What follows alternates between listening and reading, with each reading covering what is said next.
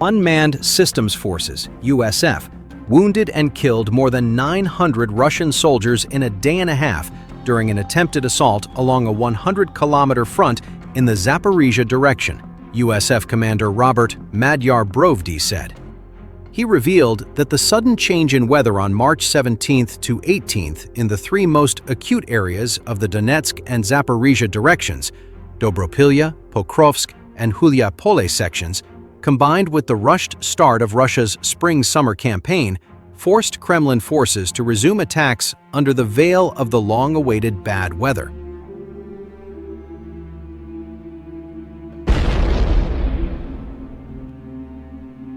The offensive stretched from Donetsk to Hulyaipole, with infiltrated Russian assault groups launching the attack late on March 16th during drizzle.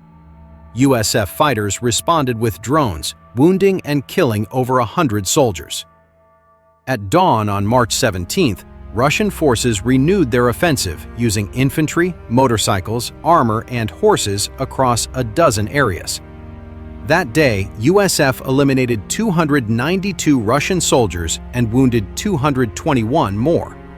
Despite dense fog on March 18th, another 141 were killed and 136 wounded.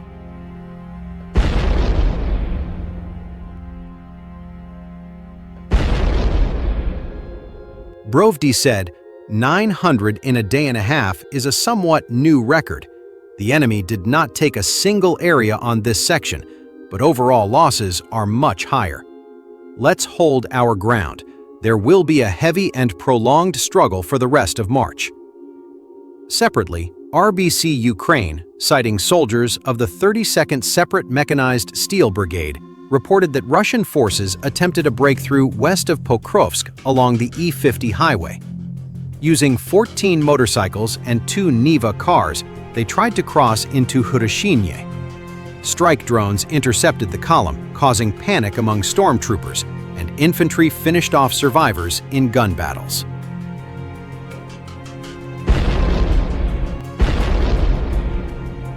On that day, the attack carried out by Russian troops ended in the hands of the opponent, and the assault ended in total elimination of the attackers, with 26 Russian soldiers, 14 motorcycles, and 2 cars destroyed. Russia's planned spring offensive has so far failed, with Ukrainian forces preventing large-scale breakthroughs and destroying significant Russian equipment, President Volodymyr Zelenskyy said on Sunday.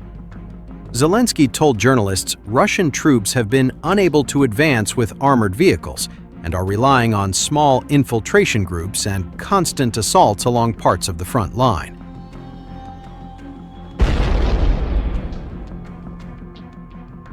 The spring campaign, as it had been planned, drowned in this spring for the Russians. They were unable to advance, he said. They are carrying out offensive actions, but they are all the same.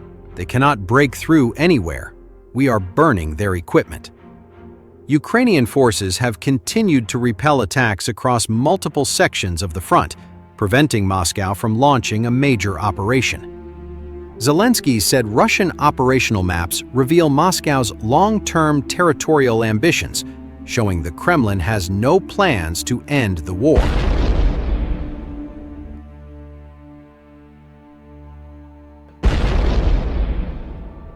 Overall, in this attack shows that they definitely have no thoughts about stopping the war. Why do we react to the words of one leader or another that Russian President Vladimir Putin wants to end the war? He does not want to, Zelenskyy said. At the same time, Ukraine's National Guard forces from the Rubizh 4th Brigade report intensifying pressure on Russian troops in their sector, as a series of failed assaults and mounting losses signal growing difficulties for Russian forces. According to the brigade, intercepted communications suggest that Russia may be preparing to deploy foreign mercenaries from Ethiopia and Morocco to reinforce its positions.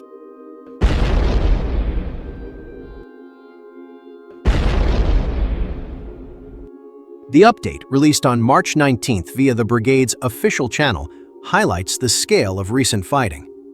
Over the past 24 hours alone, Russian forces conducted 9 assault attempts, all of which were repelled. Ukrainian defenders maintained control of their positions, preventing any breakthroughs despite repeated attacks. Russian troops reportedly relied on light, fast-moving vehicles such as quad bikes and motorcycles in an attempt to rapidly close the distance and overwhelm Ukrainian defenses.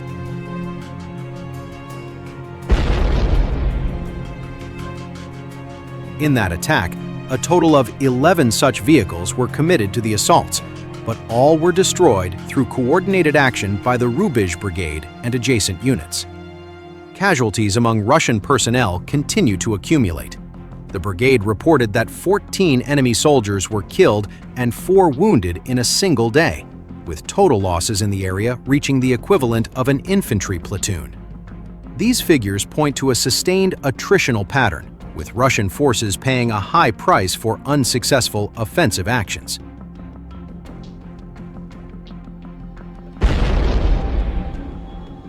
Intercepted radio traffic provides additional insight into the enemy's situation.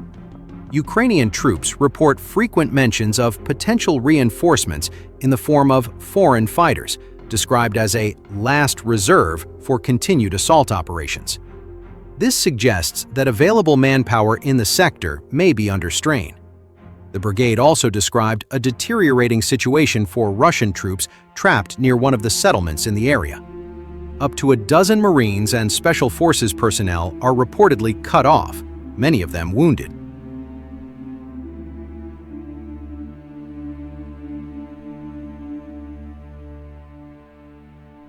In this case, the Russian commander continues to make the same mistake, and the evacuation efforts have also failed, and efforts to deliver medical supplies have proven extremely risky under constant Ukrainian fire. In one example, Russian forces reportedly dispatched a motorcyclist on a high-risk mission to deliver medical supplies directly to the isolated group. The courier became disoriented under fire, moving erratically before ultimately being eliminated along with the supplies he was carrying.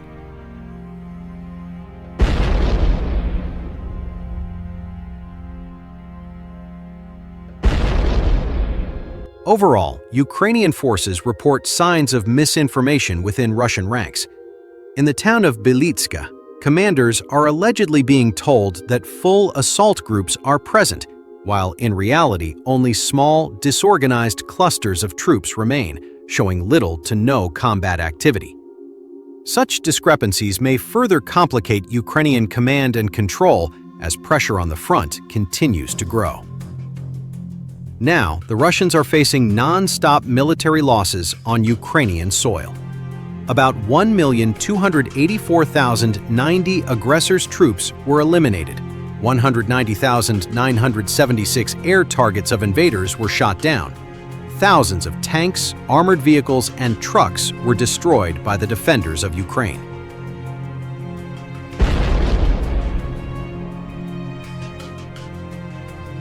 The General Staff of the Armed Forces of Ukraine has published a new summary of total combat losses of the enemy from February 24, 2022 to March 19, 2026.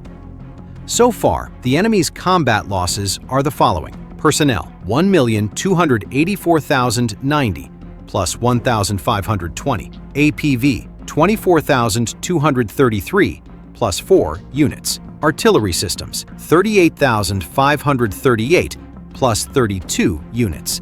Operational tactical level UAVs, 185,724, plus 1,391 units. Vehicles and fuel tanks, 84,129, plus 150.